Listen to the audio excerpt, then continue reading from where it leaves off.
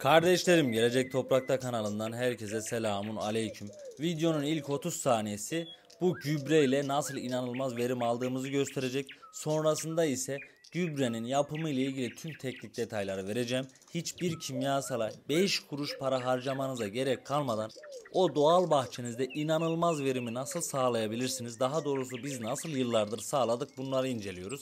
Patates daha yeni gördünüz, 1'e 30 ürün aldık. Salatalıklar 3,5-4 metre oldu ve halen daha hastalanmadılar. Süper verimler oldu. Şimdi patlıcanlara bakalım. Yerimiz çok soğuk olmasına rağmen patlıcanlarımızın yeşil kısımları 1 metre. Ürünleri de görüyorsunuz kardeşlerim. Ve hasattan sonraki bir çekim olduğunu unutmayın. Dikkat edin, hastalık da yok bunun içinde. Bamyalar, İzmir bamyalarımız 3,5 metre oldu ya, 3,5 metre. Çiçek bamyalar ise 1,5 metreye yaklaştı. 4,5 metrekare bir alan yerden süper verim aldık. Bamyadan çok memnunuz. Domateslerimizi görüyor musunuz? Her birinin üzerinde en az 30 kilo ürün var. Patlıcanları tekrar gösteriyorum. Sağlıklarına dikkat edin, gelişimlerine dikkat edin ve hiçbir şekilde ne böcek ilacı, ne gübre, ne de zehir, hiçbir şey bu bahçeye girmedi. Ürünlerimiz ortada. Şimdi 5 kuruş harcamadan, bakın 5 kuruş harcamadan sonbahar süper bir kompost yapmanın en güzel zamanıdır. Bu görmüş olduğunuz çimlerdi. Burada ise saman var. Arkadaşlar, bazı şeylerin üzerinde 3-4 defa duracağım.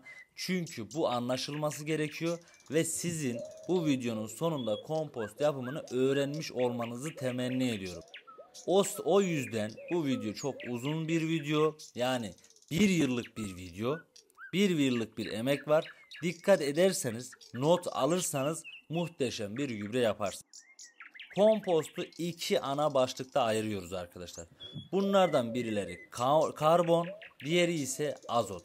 Karbonu içerisinde odun yongaları, talaş, saman, kurumuş ot, bunlar karbon. İçindeki sellozdan dolayı mantarı teşvik eder. Yeşillerde ise, yani azotlarda, en kolay bulabileceğiniz şeylerden birisi çim ve buna benzer olan şeyler evsel atıklar. Mutfağınızdan çıkan organik atıkların hepsi çim anlamına geliyor. Karbonlar ve çimler. Bunun ikisini ayırdıktan sonra diğer püf noktalara geçiyoruz. Kompostumuzu mayalarken, kurarken 1 metreküp kuralına mutlaka uymanız gerekiyor. Ve bu videoda söylediğim her şeye mutlaka ama mutlaka uyarsanız süper gübreniz olacaktır arkadaşlar. En alttan samanla başlayacağız. En üstte ise azotla bitireceğiz arkadaşlar. Yani en alt saman, en üst çim olacak. Çünkü ikisinin de hacimsel karışması eşit olmak zorunda. En alta 1 metre genişlik, 1 metrede uzunlukta saman koyduk. Saman şart değil. Bunun yerine ot koyabilirsiniz. Kurumuş otlar. Ama dikkat edin, çok fazla taneli, kalın olmasın ki kompostunuzun içerisine gereğinden fazla hava girmesin. Yani olabildiğince koyduğunuz malzemeler ince, ama çok da ince, böyle kum gibi olursa, kumsal kumu gibi olursa bu sefer de hava hiç girmez. Dikkat edin ikisinin arası. Ben burada en iyi bulduğum şey ise samanlar ve çimler. Evsel atıkları ihmal etmiyorum. Çünkü kompostumun zenginleşmesi lazım. Örnek veriyorum, içerisine muz atarsanız potasyumu teşvik etmiş olursunuz. Ne kadar fazla çeşitlilik olursa o kadar güzel gübreniz olur kardeşlerim. En alta koymuş olduğumuz samanın üzerine, yani karbon diyelim biz buna, karbonun üzerine azot koyuyoruz. Karbonu 10 santimetre koyduk, azot da 10 santimetre olacak. Bakın, hacimsel bir karıştırma yapıyoruz. 10'ar santim olarak bunları yükseltmemiz gerekiyor. Bir pasta yapar gibi, bir usta edasıyla her koyduğumuz katmanı ıslatmak zorundayız. Çünkü bakteriler ve mantarların yaşayabilmeleri için belirli bir ısı, belirli bir neme ihtiyaçları vardır. Bu ısıyı da artıracak olan sudur, nemi de artıracak olan sudur, bakterileri teşvik edecek olan da nemdir. Bu nem ne kadar olacak kardeşlerim? Kompostunuza eklemiş olduğunuz su, oradan almış olduğunuz herhangi bir avuç malzemeyi sıktığınız zaman bir damla veya 2 damla su damlaması gerekiyor. Daha fazla damlarsa az oksijenli bir ortam olur.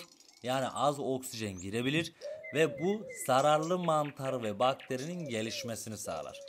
Daha fazla olmamalı, daha az olursa da mantar ve bakteri yaşaması daha zor olur. Bakın yeşillerin yerine orada tercih ettiğimiz şeylerden birisi güvercin gübresi. Yine onu da 10 santim yaptık.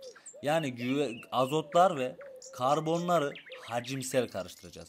En önemli noktalardan birisi bu. Aslında kompost yapmak çok basit. 3-5 tane kuralı var. Burada ise kompostumun birinci haftası.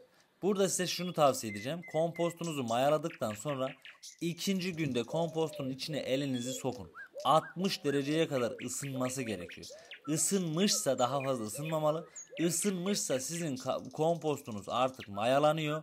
Yani bir çürüme, malzemelerin çürütme işlemi başlamış. İşte o zaman sevinmeye başlayabilirsiniz. Ve 4. 5. günden sonra kompostunuz soğumaya başlar. Soğumaya başladığını gördüğünüzde genellikle bir hafta sürer. Birinci haftada karıştırma yapıyorsunuz. Kompostunuzun en dıştaki malzemeleri en ortaya getirecek şekilde bir karıştırma yapın. Artık bundan sonra hacimlere takılmayın. Kompostaki tüm malzemeler birbirine girebilir. Hiçbir problem yok. Ve görüyor musunuz ne kadar canlı bir kompostumuz var. Üzerinde uçuşan sinekleri görün, ısıyı görün. Burada da yine en dıştakiler kuru olduğu için ben koymuşum ve koyduğum zaman kuru olduğunu hissettiğimde tekrar nemlendirme yapıyorum. Unutmayın, fazla ısınmış bir kompostu soğutacak olan sudur. Az ısınmış olan kompostu ısıtacak olan da sudur arkadaşlar. Burada karıştırırken malzemeleri böyle bir çalkalıyorum. Aralarına oksijen girsin. Ki pis bir koku olmasın. Çünkü söylediğimiz neydi? Oksijenli ortamda üreyen mantarı ve bakteriyi istiyoruz. Diyelim kompostunuz 3. çevirmeden sonra çok iğrenç kokuyor. İşte o zaman anlayın ki içinde alkol sentezlenmiş. Bu alkolü zararlı mantarlar yapar. Mantarlar ve bakteriler yapar. O zaman bir hafta beklemeyin. 2. günde gün aşırı çevirme yapın. O kötü koku hemen gider. Hiç merak etmeyin. Bir kompostu zehirli hale getirmek çok zordur. Burada dediğim gibi bakın hepsini çalkalayarak koyuyorum. İçerisine oksijen girsin. Yine 1 metreküp kuralına uymak zorundasınız. Yine nemini optimum düzeyde tutmak zorundasınız. Nem, oksijen ve kütle. Bu üçüne dikkat ederek kompostunuzu mayalarsanız bir kompostun olmaması için hiçbir neden yoktur arkadaşlar. Bakın kompostumu ilk haline getiriyorum. Ve şunu da söyleyelim. Bir haftada bir, maksimum bir haftada bir kompostunuzu bu şekilde çevirmeniz lazım. Pişmesi, ısının, nemin tekrar kontrol edilmesi anlamında. Bunu çevirdiğiniz zaman yaklaşık 4-5. seviyede yani çevirmede kompostunuz artık olgunlaşır. Kompostunuzun olgunlaştığını nasıl anlarsınız? İçerisine koymuş olduğunuz malzemelerin hiçbiri tanınmaz. Yani bu evsel atık mıydı, gübre miydi hiç belli olmaz. Toprak gibi kokar. İlkbaharda yağmurdan sonraki o mis gibi kokuyu hatırlayın. Aynen o şekilde kokar kardeşlerim. Allah'a emanet olun. Kendinize çok dikkat edin. Görüşmek üzere.